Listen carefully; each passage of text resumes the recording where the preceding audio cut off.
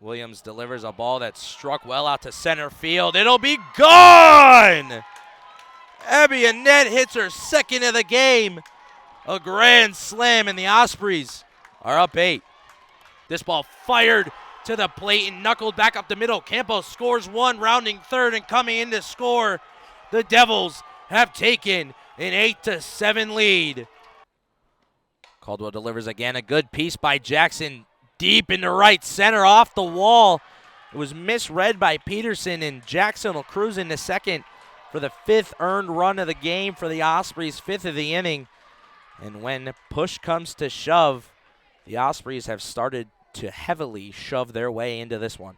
Ball roped up the right field line. It'll stay fair. This will score 1 from third. Compton rounds first, heading for second, scoring around third.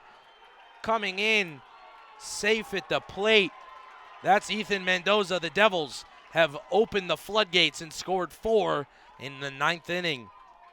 James Mackey, Ryan Pesesnik back here from Farrington Stadium in beautiful Tempe, Arizona. Still a brisk 70 degrees is stepping into the box to lead off for North Florida's Chloe Culp. And she'll look for the first pitch from Caldwell. Gets a good piece of that ball, strikes it out to center field, but it's played beautifully by Lexio Gorman. Put away for the first out. 1 pitch, 1 out for Caldwell this half. Yeah, that's a great start there for India Caldwell. I mean, she has been money on the mound all game long.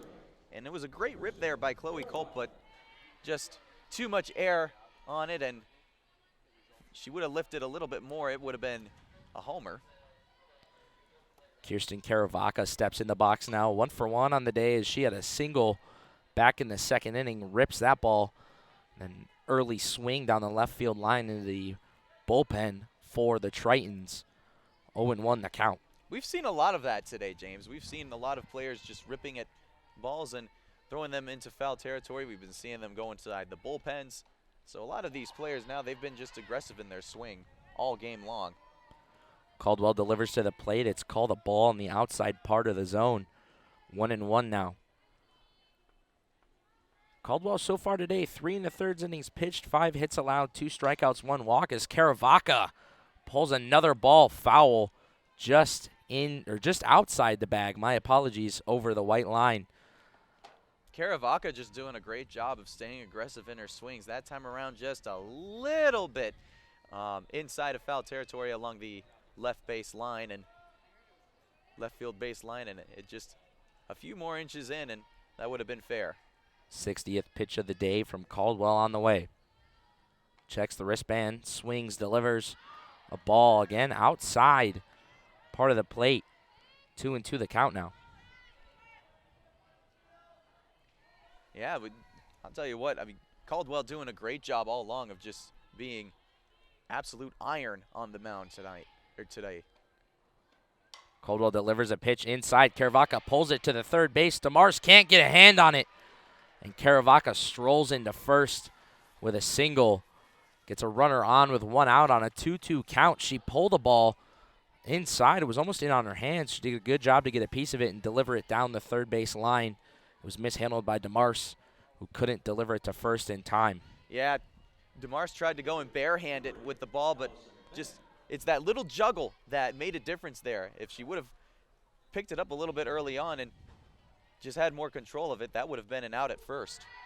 Still a good job, though, of completing the process, though. Yeah, Allison Benning, the designated player today for the Ospreys, steps in. Now, she is also on the mound, but her hitting line is amazing as well. 233 average, a 267 on-base percentage with a 326 slugging percentage and a 593 OPS as she checks her swing at a ball inside. Ends up getting called a strike.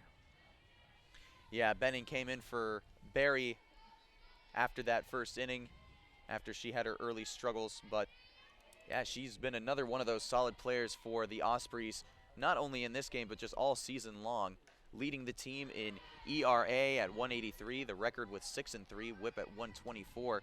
Also has most game appearances for them with 10. 53 strikeouts to add to the record coming into this one today. We'll get the updated total here in just a moment when she gets back on the mound, but Benning swings and fouls a ball off her back foot. Ooh, that one hurt big time. She'll hobble out of the box and over to the dugout for the Ospreys, where she'll be met by her coaching staff to be evaluated. Ooh, yeah, it looked like she took a rip at that fastball that one time, and you can just tell it just bounced right off of her ankle, and she's close by the dugout now and kind of trying to shake it off to go back into the box, but oof, that was painful there. Hope she's okay. Would be a big loss for the Ospreys. Again, she's only allowed 2 runs to this point in the game through, 4 complete innings. She's doing pretty great for them, and if you're the Ospreys, you just want to hope she can continue both at the plate and on the mound. Looks like she will. She'll recollect herself, snap back into the box, right foot, left foot, bat on the shoulder. Umpire signals 2-2 to Caldwell.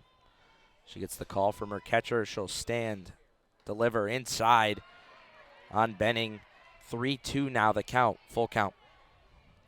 We've seen a few times now from India Caldwell where she's been up in the count, like full count 3-2, but she's been able to go and wiggle her way out of it.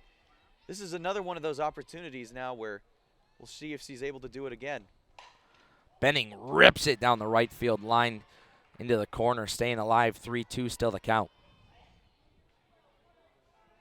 The only issue with it is, though, is that, you got to start to wonder about the arm of India Caldwell, because at this point now, when it's like you have multiple players that are just driving up that pitch count every time they're in their batter's box, you also don't want her arm to get too tired. Up over 70 pitches in this game so far. Delivers, called strike 3 by Benning, who thought she got a ball.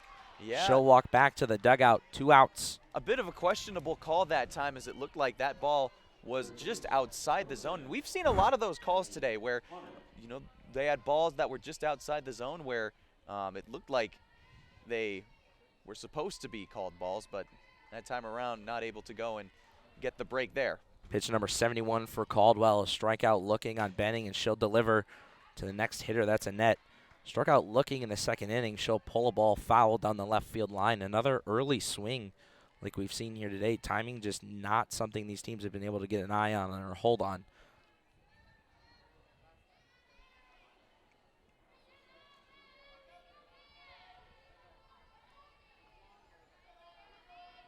Caldwell checks the wristband. She'll deliver. Setting up outside was Hermosillo. She tried to drag the ball back into the zone, and she can't, so 1-1 now the count. Hermosillo's used her body a lot today. She set up outside, pull the ball back into the zone. She's done a really good job of framing and stealing strikes for Caldwell. That one she wasn't able to, but doing a good job of being a catcher. The best part of the battery is the catcher. That ball called a strike. 1-2 the count now. Hermosillo did it again. Outside part of the plate, pulls the ball back into the center of the zone. Yeah, Caldwell doing a great job of just working the corners, trying to go and make the batters in the box go ahead and, eat at that pitch, but Annette gets a good piece of that one. Left field over the wall. Gone! A home run for Abby Annette ties us at 2 in the bottom of the 4th inning. And with that, that is Annette's second. James Mackey, William Case from the Las Vegas ballpark in Las Vegas, Nevada. William, Monday midweek ASU coming off of 4 straight losses, 3 consecutive to Washington State in the series over the weekend, and then the midweek last week 1-1 with Utah Valley. Yeah, ASU really looking to get back on track here. UNLV also on a bit of a skid, lost 2 over the weekend. So looks like both teams are going to be competing for a win here tonight, as UNLV will take the field with right-hander Carson Lane starting on the mound for the Rebels. Carson Lane's line for the year, 6.35 ERA in 6 appearances, 1 game started, 11.1 innings pitched, 17 hits, 10 runs, 8 earned, 5 walks, and 9 strikeouts on the season. Yeah, on paper, not their best pitcher, but around the UNLV culture, they highly regard him as their best arm, most reliable, and looking to limit the damage here against the ASU lineup tonight. Beautiful day here in Las Vegas. A little bit gloomy earlier today, but sun is poked out. Chilly too. We were talking about that earlier today, you and I. It's chilly today. Yes, it is. Something different for the Sun Devils as it's blistering in Arizona currently. 80, 90 degrees, something like that. Yep, it's getting up there. It was not a bad drive up here yesterday, but I'll tell you what, driving through the mountains in the wind is not normally a great combo, and it definitely proved to be just as such yesterday. So yeah, once you go through that Hoover Dam, it gets pretty windy. But here we are, beautiful Las Vegas ballpark for this Monday night matchup between the Rebels and the Sun Devils. First pitch shortly. Ladies and gentlemen, check your watches, check your phones, because it's baseball o'clock in Las Vegas. that's a good one. It's baseball o'clock. It I like is that. baseball That's good. o'clock, James. Here we go. Left fielder number 12, Harris Williams. Harris Williams digs in for the Sun Devils, striking .310 on the year. Through 100 at-bats, he's got 3 home runs, 17 RBIs, 51 total bases, 14 walks, and 19 strikeouts. First pitch fouled straight back. 6:08 the official time on the clock.